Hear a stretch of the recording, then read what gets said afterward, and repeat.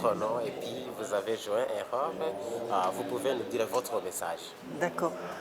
Donc mon prénom c'est Dominique, mon nom c'est Célis. Aimable Karirima m'a demandé de témoigner dans son documentaire parce que j'ai écrit un livre qui est une réflexion sur la place des rescapés du génocide des Tutsis en général, mais en particulier en Belgique. Et le livre que j'ai écrit, j'avais comme objectif de dire aux Belges et aux francophones, expliquer ce qu'était le génocide des Tutsis, puisqu'ils disent qu'ils ne savent pas, alors qu'on a beaucoup de documentation, et aussi dire qu'aujourd'hui, en Belgique, puisque c'est là que je vivais, il y a des rescapés qui vivent encore des situations terribles.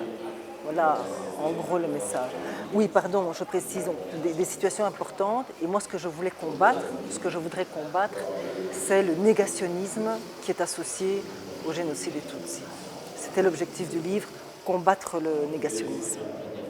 Qu'est-ce qui vous a poussé pour faire des recherches sur le génocide des Tutsis, pour répéter le côté des Tutsis? Ma mère est rwandaise et notre famille était en partie exterminée. C'est la première motivation.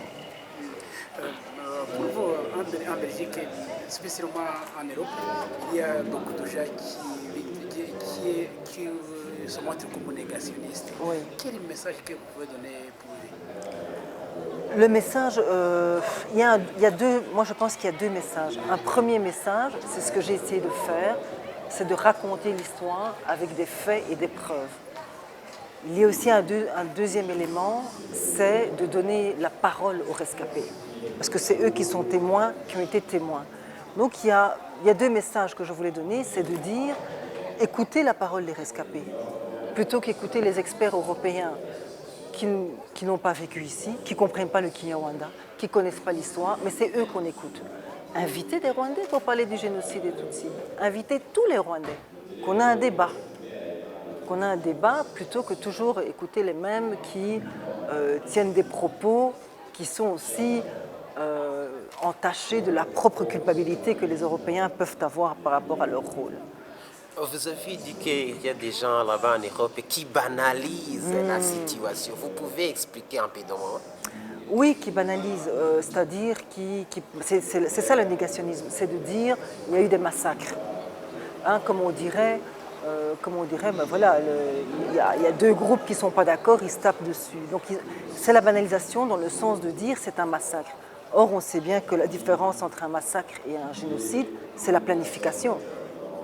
D'abord, c'est la planification, et c'est aussi le génocide, c'est un crime contre l'humanité, puisqu'on vous tue pour ce que vous êtes. Alors que la guerre, nous allons peut-être nous battre parce que vous avez volé mes biens, etc. Donc la banalisation vient du fait qu'on ne veut pas reconnaître que c'est un génocide au sens de la définition du terme, de ce que c'est un génocide. 20 ans à venir, qu'est-ce que les gens peuvent faire dans la vie à venir? 20 ans à venir. Moi, ce que je dis, c'est qu'aujourd'hui, je parle à mon nom personnel. C'est le temps de la responsabilité. Qu'est-ce que je veux dire par là? Aujourd'hui, nous, Rwandais, c'est notre histoire, elle nous appartient. Asseyons-nous, essayons de construire quelque chose ensemble.